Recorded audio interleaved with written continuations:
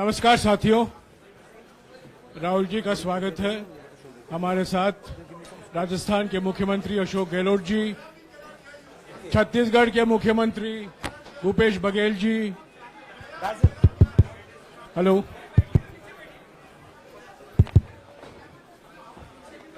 Doctor अभिषेक सिंघवी और हमारे संगठन के महामंत्री केसी वेणुगोपाल जी मौजूद हैं। मैं राहुल जी से गुजारिश करूंगा, वो पहले आपको संबोधित करेंगे, बाद में आपका सवाल जवाब लेंगे। राहुल जी। नमस्कार। मैंने आप सब से काफी बार बोला है कि हिंदुस्तान में लोकतंत्र पर आक्रमण हो रहा है और इसका हमको हर रोज नए नए उदाहरण मिल रहे हैं। सवाल मैंने एक ही पूछा था,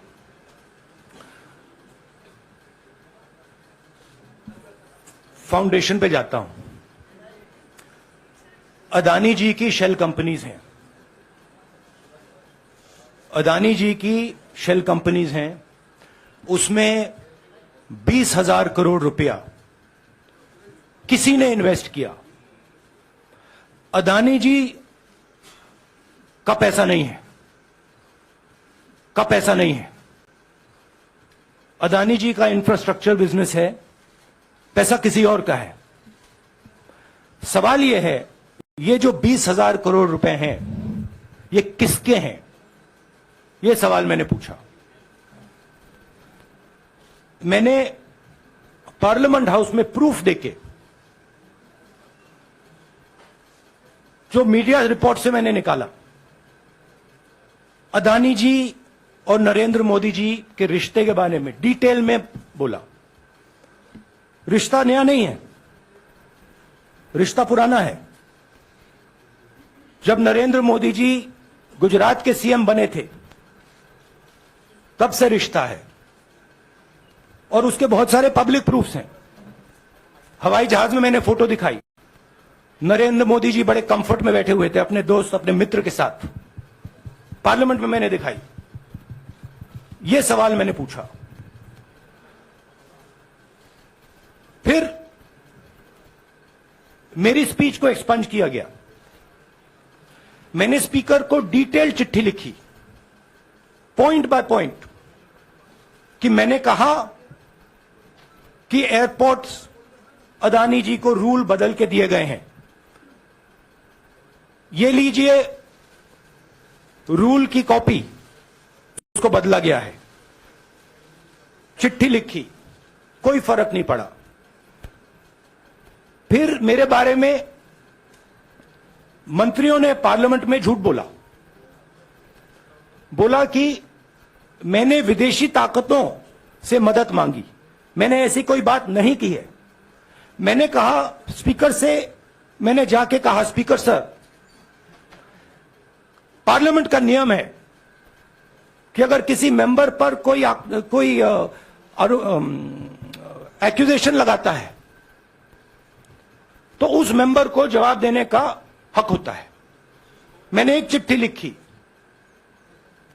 उस चिट्ठी का जवाब नहीं आया। दूसरी चिट्ठी लिखी, उस चिट्ठी का जवाब नहीं आया। फिर मैं स्पीकर के चेंबर में गया। मैंने स्पीकर सर से कहा, स्पीकर सर, ये कानून है, ये रूल है, इन्होंने झूठा आरोप लगाया है, मुझे आप बोलने क्यों नहीं दे रहे हैं? स्पीकर सर मुस्कुराते हैं, कहते मैं नहीं कर सकता। और फिर उसके बाद आपने सबने देखा क्या हुआ। सवाल पूछना मैं बंद नहीं करूंगा। नरेंद्र मोदी जी का अदानी के साथ क्या रिश्ता है और 20,000 करोड़ रुपए किसके हैं, मैं पूछता जाऊंगा। मुझे कोई डर नहीं लगता इन लोगों से।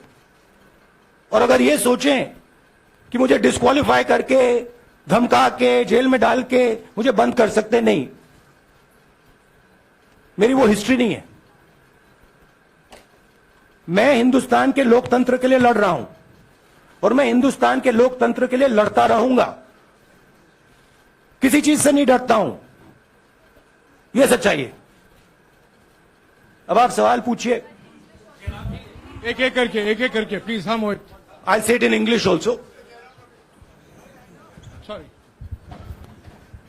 I'll say it in English also. The question begins a few weeks back in Parliament, where I asked the Prime Minister a very specific set of questions. Question number one, 20,000 crore rupees or $3 billion are in shell companies owned by Mr. Adani. Mr. Adani could not have generated this money. He's an infrastructure business. Where did this money come from? Whose money is it? That was the first question. Whose shell companies are there? These companies are working in the defense field. Why does nobody know whose money this is? There is a Chinese national involved in this. Why is nobody asking the question, who is this Chinese national? That was the first question. Second question was, set of questions with proof. What is the Prime Minister's relationship with Mr. Adani? I showed a picture of the Prime Minister and Mr. Adani's plane relaxing.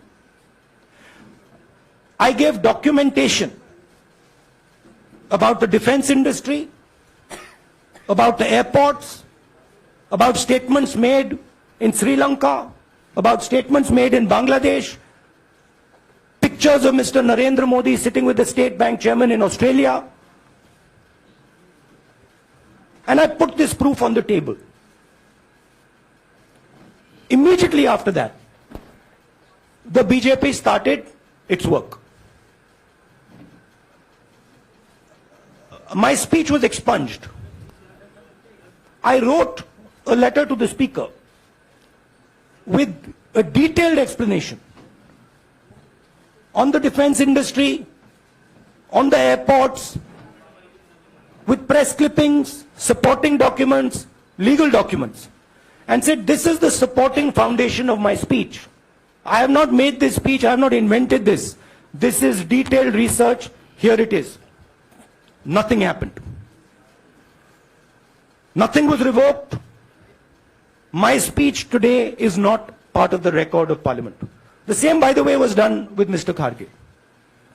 After that, BJP ministers lied about me in Parliament. They made the statement to distract from the Adani issue. The whole game, disqualification, and all these statements are to distract from the central question, whose money is it? 20,000 crores, whose is it? Kiska hai ye? That's the main question. The whole thing is to distract. So, they said that I've asked foreign forces to help India. Most ridiculous statement. I have never made such a statement. You can look at all the conversations I had in the United Kingdom. Not one such statement was made. In fact, I said this is India's problem. India has to resolve this problem, right? A minister lies on the floor of the House. I wrote to the Speaker and I said, Speaker, sir, it is my right as a member of Parliament, when somebody makes an accusation, to state my position. Please let me state my position. The first letter is not answered. I then write a second letter with more details, saying the names and what was said. Still no answer. I then go to the Speaker's chamber and I say, Speaker, sir, what is going on? We live in a democracy. You are the defender of that democracy. Why are you not letting me make my statement? The Speaker smiles and says, I cannot do that. Come and have a cup of tea with me. Right? So this is the whole drama that is being orchestrated to defend the Prime Minister from the simple question, whose 20,000 crore rupees, whose $3 billion went to Mr. Adani shell companies? हाँ जी मोहित, एक minute, सबको राहुल मौका जी, मिलेगा. राहुल जी, मोहित दुबे हूं मैं. मेरा सवाल यह है कि आप शहीदों. By the way, sorry, I just need to finish that. I left out a part. Look, I'm here defending the democratic voice of the Indian people. I will continue to do that.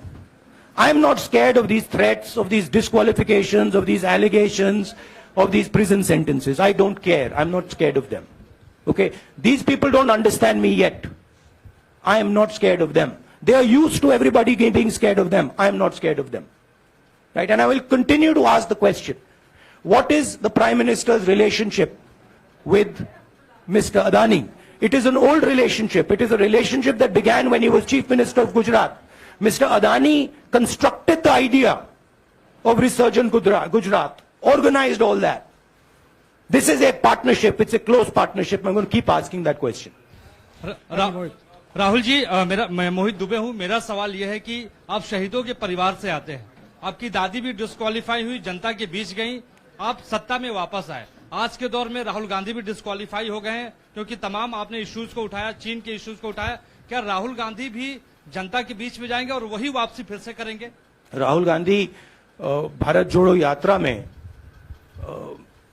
4.5 महीने जनता के बीच में रहेंगे और वो मेरा काम है, वो मैं करता जाऊंगा। हाँ जी अनवर।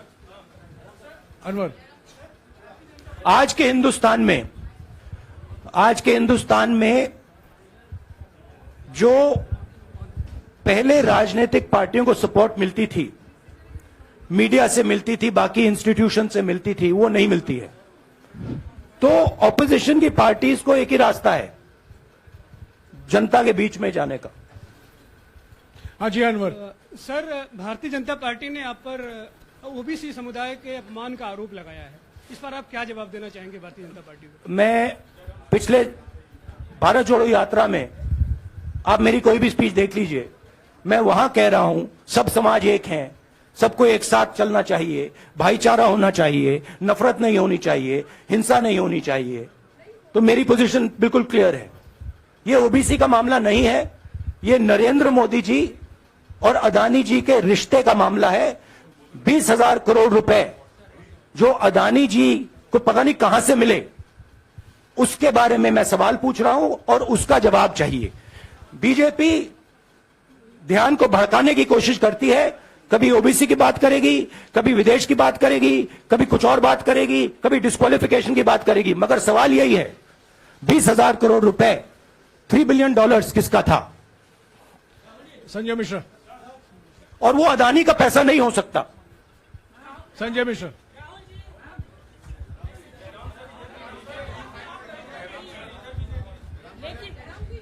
आपने कहा आप डरते नहीं हैं, लेकिन स्टेट के टारगेट पे है और स्टेट आपके खिलाफ है, पूरी स्टेट, पूरी मशीनरी आपके खिलाफ है। ऐसे में आपके सामने चैलेंजेस बहुत बड़ा है, तो रास्ता क्या है, रणनीति क्या है? देखिए भैया, चाहे स्टेट हो, चाहे कुछ भी हो, मैं सच्चाई को देखता हूं। मुझे और किसी चीज में इंटरेस्ट नहीं है, मैं सच्चाई बोलता हूं। राजनीति में यह फैशनेबल बात नहीं है, मगर यह बात मेरे खून में है। मैं और कोई रास्ता निकाल ही नहीं सकता हूं। तो मेरा काम यह है, यह मेरी तपस्या है, जीवन की तपस्या है, उसको मैं करता जाऊंगा। चाहे मुझे डिस्क्वालीफाई करें, मारे पीटे, जेल में डाले, मुझे कोई फर्क नहीं पड़ता। मुझे अपनी तपस्या करनी है। इस देश ने मुझे सब कुछ दिया है। शांत हो जाइए। इस देश ने मुझे सब कुछ दिया है, प्यार दिया है, इज्जत दी है, इसलिए मैं ये करता हूं। हाँ Supriya. Sir, Rahul sir, BJP के जो लीडर्स आप पे अटैक कर रहे हैं उस पर आप क्या कहेंगे? और इसके अलावा वायनाड, वहां पर जब से खबर गई है, वहां पे लोग बहुत डिसबिलीफ में हैं, प्रोटेस्ट भी इरप्ट हो रहा है। आप अपनी कॉन्स्टिट्यूएंसी के लोगों को क्या कहना चाहेंगे?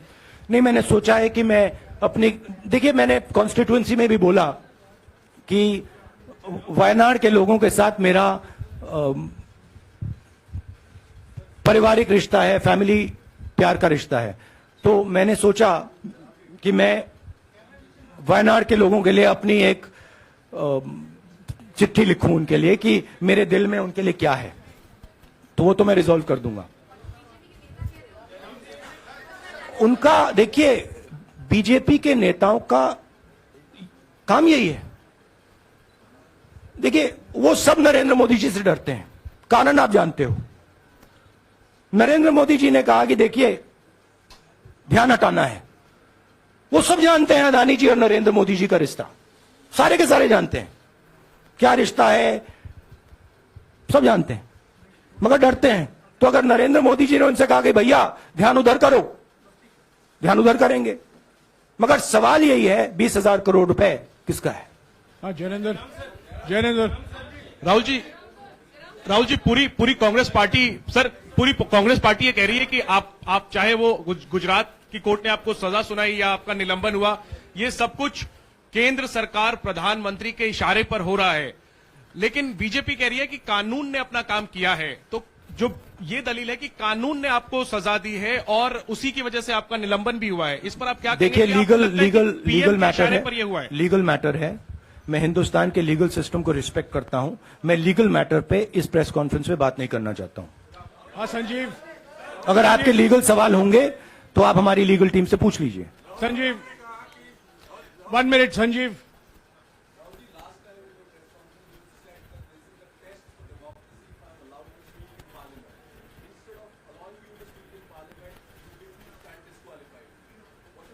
No, look, please understand why I have been disqualified.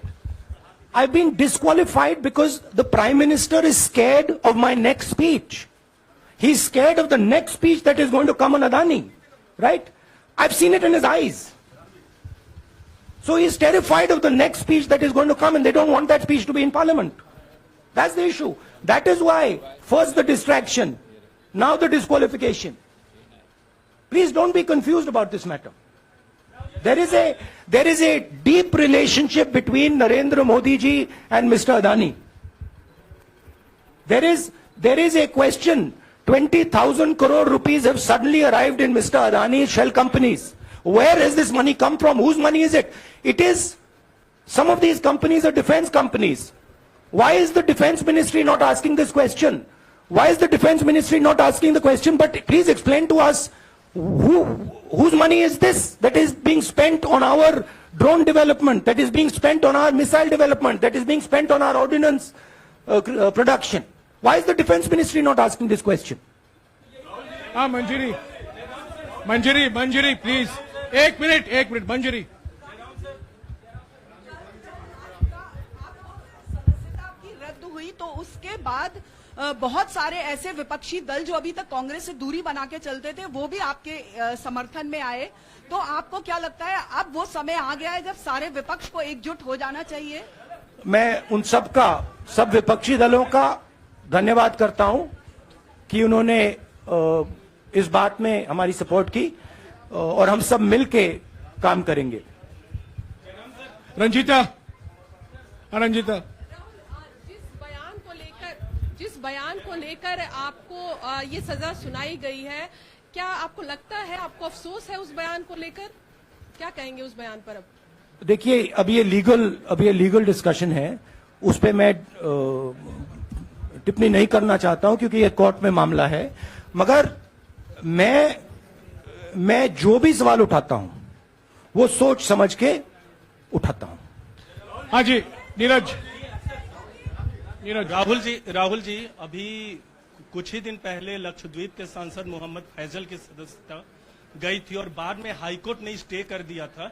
अभी उनकी मेंबरशिप रीइंस्टेट नहीं हुई है। देखिए, तो सुन लीजिए। हाँ। राहुल जी सुन लीजिए, अभी उनकी सदस्यता रीइंस्टेट नहीं है, लेकिन चुनाव आयोग ने चुनाव की घोषणा करने के बाद उसे रोक दिया था। अगर ऊपरी अदालत से आपको स्टे मिलता है तो आपको उम्मीद है कि लोकसभा स्पीकर भी आपकी सदस्यता को बहाल कर देंगे? मुझे उम्मीद में कोई इंटरेस्ट ही नहीं है। चाहे मुझे सदस्यता मिले ना मिले, मैं अपना काम करूंगा। अगर ये मुझे परमानेंटली डिस्क्वालीफाई कर दें तो भी मैं अपना काम करूंगा। अगर मुझे रीइंस्टेट कर दें तो भी मैं अपना काम करूंगा। मुझे कोई फर्क नहीं पड़ता मैं पार्लियामेंट के अंदर हूं या बाहर हूं, कहां हूं। मैंने आपसे कहा मुझे अपनी तपस्या करनी है, मैं उसको करके दिखाऊंगा। आपके लिए नहीं, अपने लिए। रवि एक मिनट रमन। हाँ। एक मिनट रमन।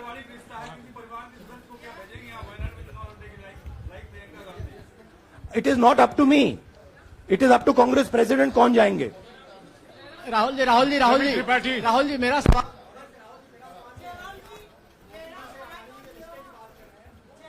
आपके यहाँ बैठे हैं। हाँ। दोनों मुख्यमंत्रियों का भी अडानी जी से रिश्ता है, उनके साथ लेन देन का मामला, उसका कहा धंधे का मामला है।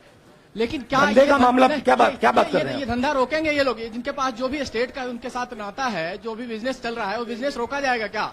देखिए, सिंपल सी बात है, आप डिस्ट्रैक्ट करने की कोशिश मत कीजिए। 20,000 करोड़ रुपए अदानी जी की शेल कंपनीज में कहां से आए? आप इंक्वायरी कीजिए। अगर बात निकली कि हमारे चीफ मिनिस्टर का पैसा है तो इनको जेल में डाल दीजिए। अगर बात निकली तो किसी और का पैसा है तो उसको जेल में डालिए। Siddharth sir, Rahul sir, please Rahul madam sir. 1 minute. Madam आप लोकतंत्र को समझिए। ये जो पैनिक रिएक्शन इन्होंने किया है नरेंद्र मोदी जी ने, इससे सबसे ज्यादा फायदा मिलेगा विपक्ष को। ये इन्होंने हमें हथियार पकड़ा दिया है। ये आप बात समझिए। ये मोदी जी पैनिक में आ गए कि बात निकल जाएगी, ये 20,000 करोड़ रुपए किसके हैं, डर गए, घबरा गए। इन्होंने पूरा सीक्वेंस शुरू कर दिया। ये विपक्ष को सबसे बड़ा इन्होंने हथियार दिया है राहुल जी, क्योंकि जनता के माइंड में अब एक सवाल आ गया है कि जनता जानती है कि अदानी जी भ्रष्ट व्यक्ति है। अब जनता के माइंड में यह सवाल उठा है कि इस भ्रष्ट व्यक्ति को हिंदुस्तान का प्रधानमंत्री क्यों बचा रहा है। यह मतलब अब सब कुछ बीजेपी के लोग, नरेंद्र मोदी जी सब कुछ इस व्यक्ति को बचाने के लिए क्यों कर रहे हैं। दूसरा सवाल, बीजेपी के लोगों ने कहा कि अदानी पर आक्रमण देश पर आक्रमण है। मतलब इनके माइंड में देश अदानी है और अदानी देश है। बात समझिए। राहुल जी, सिद्धार्थ, राहुल जी, मेरा सवाल आपसे ये है कि जब आप ये बात समझिए।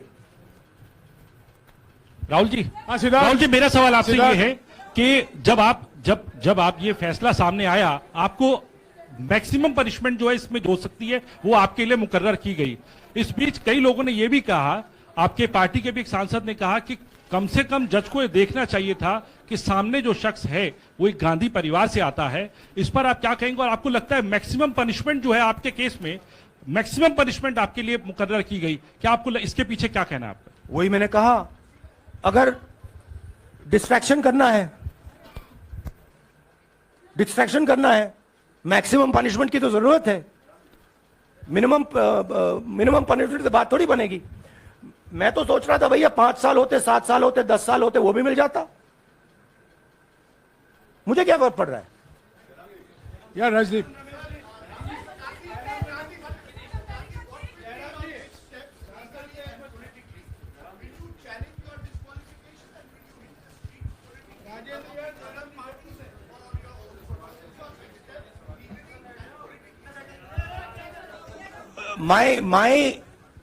I have only one step, and that step is to fight for the truth in this country and to defend the democratic nature of this country that is under. Please let me finish, Rajdeep. Unless you want to answer it for me. You do that also sometimes. Yeah. So my job, as I see it, is to defend the democratic nature of this country. And I will do whatever I have to do to defend the democratic nature of this country. What does that mean? That means defending the institutions of this country. That means defending the voice of the poor people of this country. That means telling the people of this country the truth about people like Mr. Adani, who are basically exploiting the relationship they have with the Prime Minister. Yeah, Pallavi, please 1 second. Let's go.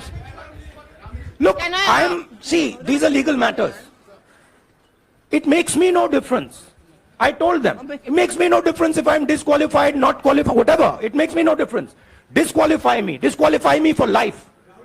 Put me inside jail.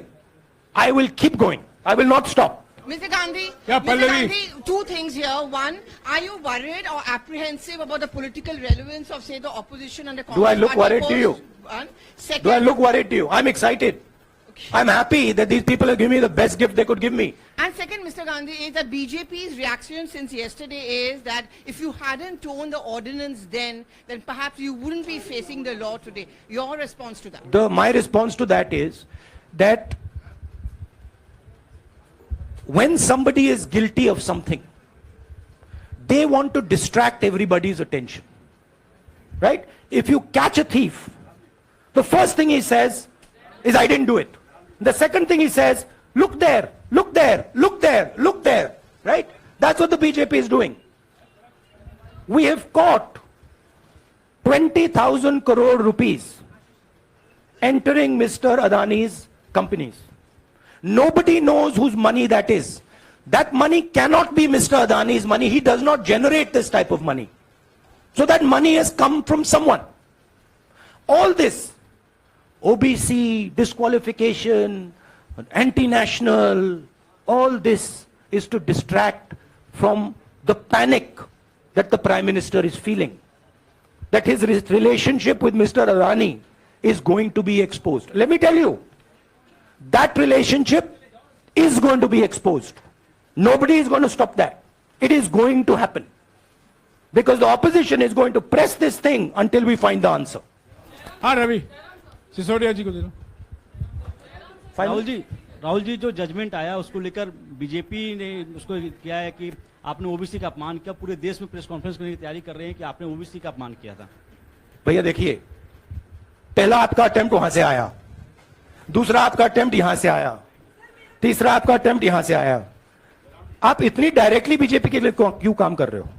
थोड़ी discussion से करो यार, थोड़ा घूम घाम के पूछो। क्या आपको ऑर्डर दिया है क्या? देखो मुस्कुरा रहे हैं। घूम घाम मैं आपको उदाहरण देता हूं, आप थोड़ा घूम घाम के निकाल नुकुल के बोलो। देखो ऐसे बोलो पहले, राहुल जी, हाँ तो please if you want to work for the BJP, then bring a BJP flag symbol here and put it on your chest. Then I'll answer you the same way I answer them. Don't pretend to be a pressman. Vikrant, Rahul ji हवा निकल गई। Rahul ji, BJP के लोग बार बार ये बात कहते हैं कि आपने जब विदेश में जाके भाषण दिया तो उन्होंने कहा माफी मांग लेते। अभी कहा कि कोर्ट में आपसे कहा गया माफी मांग लेते। तो जब ये लोग कहते हैं राहुल गांधी माफी मांग लेते, तो राहुल गांधी क्या सोचते हैं?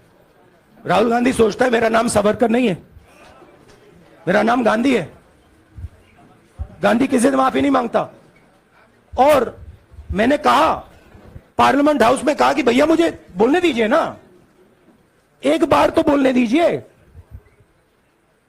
2 बार चिट्ठी लिखी, तीसरी बार मैं पर्सनली स्पीकर से जाके कहता हूं, स्पीकर सर प्लीज, आप डेमोक्रेसी के लोकतंत्र के आप प्रोटेक्टर हैं, मुझे बोलने दीजिए। मुस्कुरा के कहते हैं भैया मैं तो नहीं कर सकता। आप नहीं कर सकते तो कौन कर सकता है? शायद मुझे जाके मोदी जी से पूछना पड़े, वो तो करने नहीं देंगे।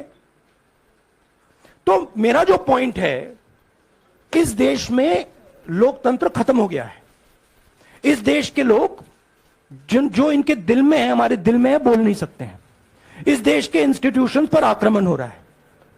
और उस आक्रमण का मैकेनिज्म क्या है? उस आक्रमण का मैकेनिज्म नरेंद्र मोदी जी और अदानी जी का रिश्ता है, वो फाउंडेशन है। मैं नरेंद्र मोदी जी पर सवाल नहीं पूछ रहा हूं, मैं अदानी जी पर सवाल पूछ रहा हूं। बीजेपी अदानी जी को क्यों प्रोटेक्ट कर रही है? आप नरेंद्र मोदी जी को प्रोटेक्ट कीजिए। मैं अदानी जी पे पूछ रहा हूं, आप अदानी जी को क्यों प्रोटेक्ट कर रहे हो? आप इसलिए अदानी जी को प्रोटेक्ट कर रहे हो क्योंकि आप ही अदानी हो। Thank you.